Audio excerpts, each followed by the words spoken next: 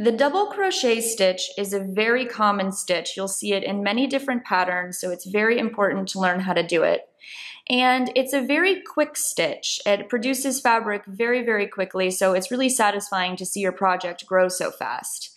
When you're working the double crochet, you want to skip the first 3 chains of your foundation row, working into the 4th chain from the hook. Remember not to count the loop that's on your hook as a chain. So 1, 2, 3, 4. This is the stitch we'll be working into. To do the double crochet, you want to first yarn over, then insert your hook into the stitch, yarn over and draw up a loop. Up to this point, it's the same as a half double crochet.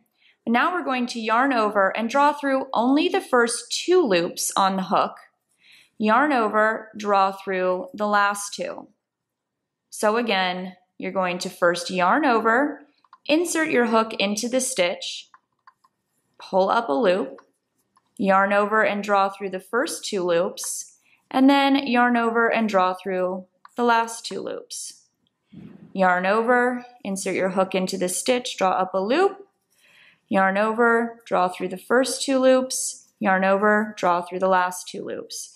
So you can see the double crochet creates these very tall crochet stitches. So that's why the work ends up going so quickly. You're really producing rows very, very fast. So I'm going to work to the end of this foundation chain to show you how the turning chain and the second and each following row of half double crochet is worked.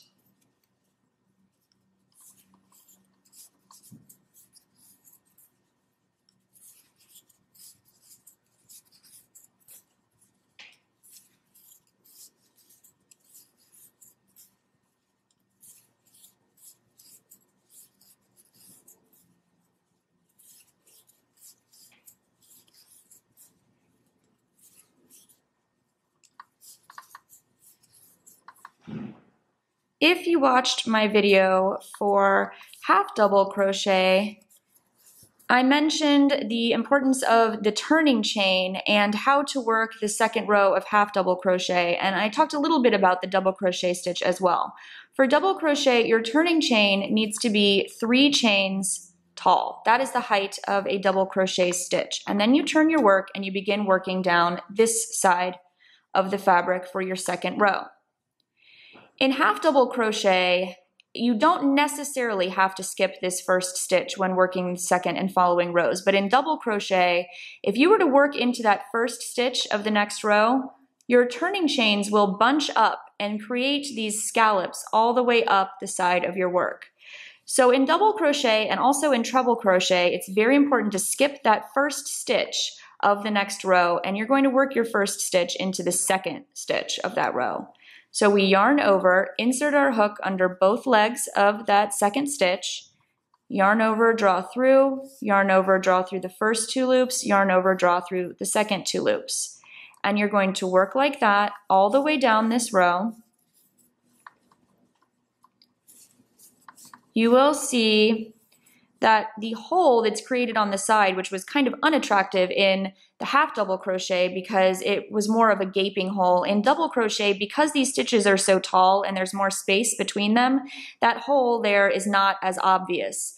The reason the hole is created is because you're skipping over that stitch, so there's more space in between these 2 stitches than there are in between the other ones. But in double crochet and in treble crochet, it's not as obvious. So I do skip that first stitch when I'm working in both of those.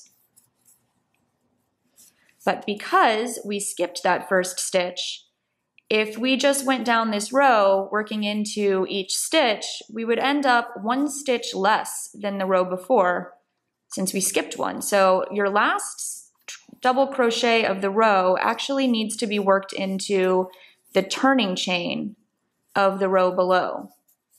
And by doing that, you're basically adding a stitch so that you have the same stitch count in this row that you did in the one below.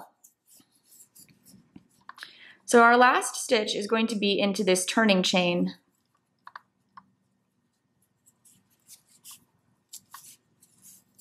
To maintain the stitch count. And you can see our sides are nice and straight. And there you have the double crochet.